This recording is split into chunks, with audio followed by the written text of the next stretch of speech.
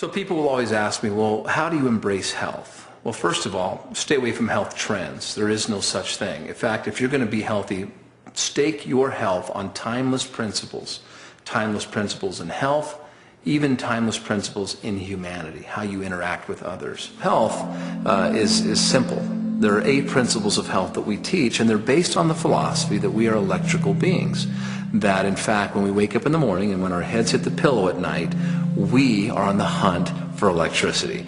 And there's a lot of cultures in Asia that call it energy, they call it chi, they have all kinds of fun names for it, but bottom line is it's electrical. So we teach 8 timeless principles of health. So number 1 is get a lot of fresh air. It's abundant, it's free, it's a deposit. Air conducts electricity. Breathe deep, it's free. Water. It's interesting how the earth is 70% water. Our fruits and vegetables are 70% water. Our human bodies are 70% water from here down and 93% water up here. And so it makes a lot of sense to drink water. What we drink today walks and talks tomorrow. I mean, and what's so funny about today's generation is we're such the now pill generation that we get a headache and we go take a few pills and we drink just enough water to swallow the pills. We've got it really backwards. Throw the pills down and get a tall glass of water and drink it regularly. And just wait and see what happens. Water, particularly moving water, conducts electricity.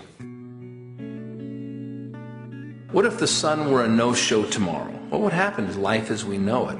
Unless you're a bat or a kiwi bird, you know, it'll go away, basically. Sunshine in moderation is good for you. The sun produces rare micronutrients in the body that only the sun can bring you. So get out in front of the sun and be its friend. Number 4, exercise. Now there's 1,000 ways to exercise. We get that, but one way to consider is just simply walking. There's a lot of studies that say that walking will fire up your metabolism, that in fact psychologically there's studies that indicate that it's hard to be sad and walk at the same time, that walking in fact makes us happy. Number 5 is trust in nature, meaning that if Mother Nature made it, eat it, and if man made it, eat it in moderation or leave it alone. It's funny when you look at the indigenous cultures, how they didn't have to think about the foods that they ate. Nutrition to them was common sense. When they looked at food, it had a purpose to them. For example, signature foods is what they called it, sign nature, signature. They would cut a carrot and look at the inside of the carrot and see that it resembled the eye, and without even thinking about it. And I emphasize, without even thinking about it. They just believed that carrots were good for the eyes. Science now has studied the carrot and declared the same. The walnut and the brain. That a walnut is a small replica of the brain, and walnuts are loaded with essential fatty acids which have been studied to be good and perfect for the brain. Tomatoes in the heart. White blood cells and red blood cells, or white grapes and red grapes studied to be for the blood and heart. Here's the fun thing. Maybe somebody thought this through for us before we ever got here. You know, maybe nature is nutritionally complex, so we don't have to be. So tonight when our head hits the pillow, we can absolutely depend on what nature created for us long before we were even created. It kind of makes sense, doesn't it? Number 6 is relationships, the nutritional value that comes in being responsible for good and happy and relationships in our lives. We don't always view them as part of our overall health, but the way that we can is ask ourselves if anybody absolutely made you feel more alive than ever, or has anyone ever made you feel sick and ill?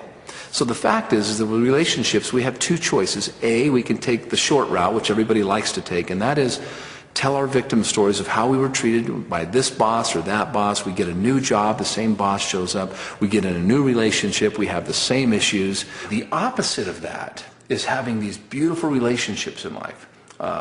People that we love and that just absolutely fuel our overall energy inside. I tell the story of a roommate who had the hots for a girl in the college, and from 0 to 100 he would go. When the second he would hear her voice or he was going to go see her, his complete energy would change. So if you don't think that relationships are part of your health, look in the mirror, because that's where it starts. And stop blaming others and start taking responsibility. And it starts by simply saying, I am responsible for all the relationships in my life. 7 is passion. It's really sad. I travel around, I hear people say, oh, we used to dance, we used to sing, we used to play ball, we used to, and I think to myself, so what, death is next? You don't need anyone's permission to engage in your passion. It could be karaoke, it could be dancing, it could be remodeling cars, it could be anything. But the point is, whatever it is, do it. And do it abundantly. And you'll find that when you're doing your passions, you too will be happy. And then final thing that's bigger than all of us is that is your spirituality. Whatever that means to you. Something that's bigger than us that we can't get in the way. And so when you anchor everything we just talked about with your spirituality, you will feel more alive than ever. You will feel the electricity that we're talking about, and you will leverage the magic bullet, which is your body. Your body will perform miracles by the minute when you learn how to honor and edify its intelligence.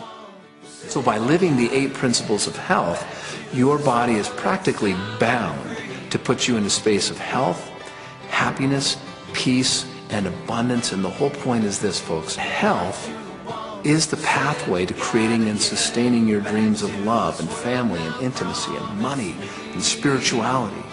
And so when you embrace health, you discover that health is kindness, and kindness is in fact health.